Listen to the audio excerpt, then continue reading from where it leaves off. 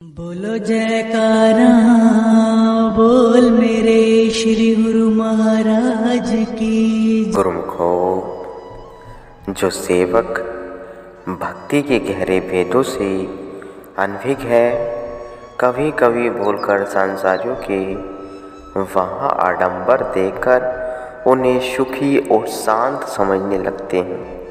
परंतु यदि उन्हें भक्ति के वास्तविक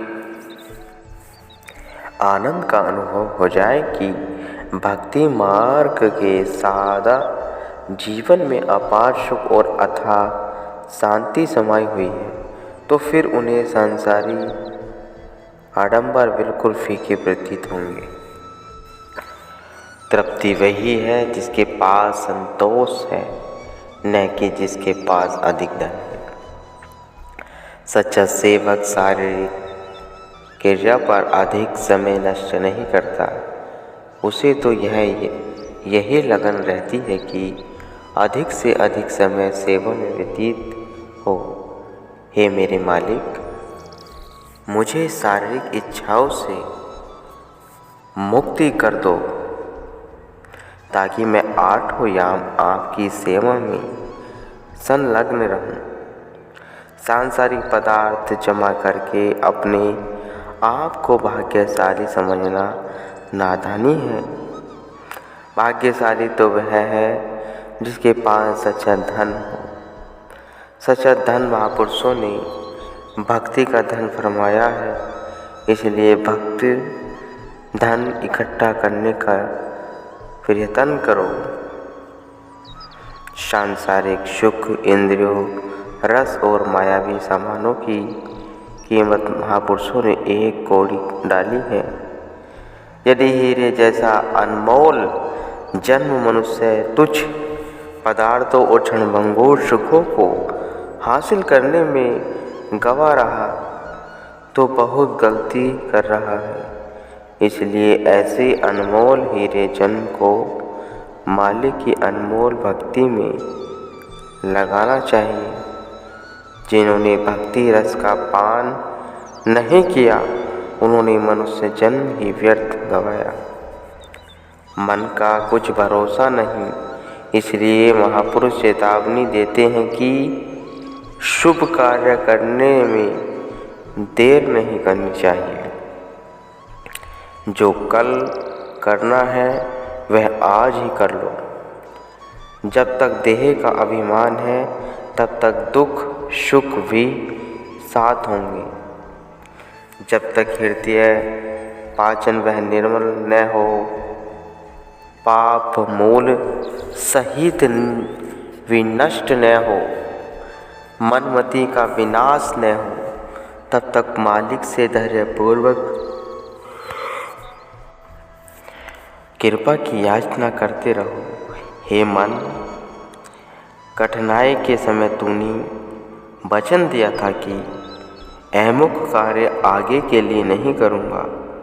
मालिक ने तेरी आर्ता पुकार सुनकर तुझ पर कृपा की, परंतु जैसे ही तूने सुख का सांस लिया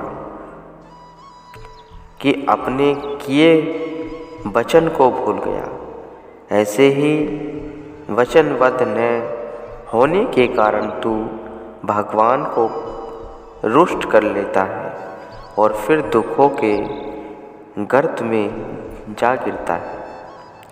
हमारा चित्त स्थिर नहीं है, इसलिए हमें अत्यंत नम्रतापूर्वक मालिक से प्रार्थना करनी चाहिए कि वे हमें शक्ति दें, ताकि चित्त स्थिर हो जाए और भक्ति पथ में दृढ़ता में विश्वास पूर्वक लगा रहे।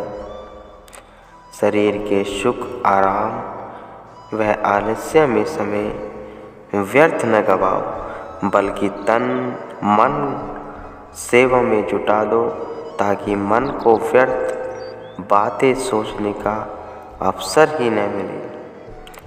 जिसे अपना भविष्य बनाने की चिंता नहीं है, उससे बुद्धिहीन समझना चाहिए। पापपूर्ण अधिक जीवन में तो पूर्ण कृत थोड़ा जीवन श्रेष्ठ है। जीवन को सुधारने का साधन सांसारिक वस्तुओं से वैराग्य, सद्गुरु शब्द का अभ्यास और उनके मौज पर प्रसन्न रहना।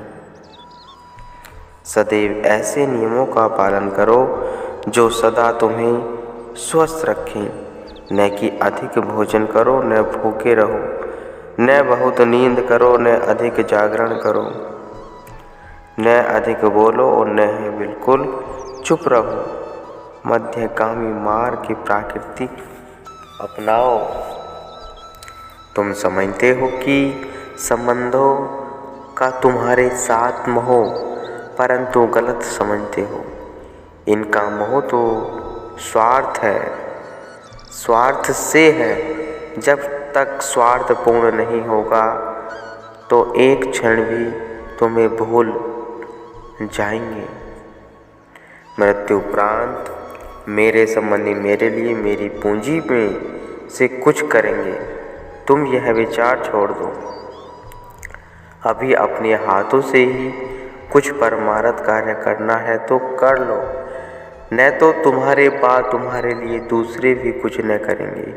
जब किसी को परदेश जाना होता है तो अपने लिए रास्ते का सामान तैयार कर लेता है, परंतु आत्मा की यात्रा जो इतनी लंबी है उसके लिए हमने कोई तैयारी नहीं की।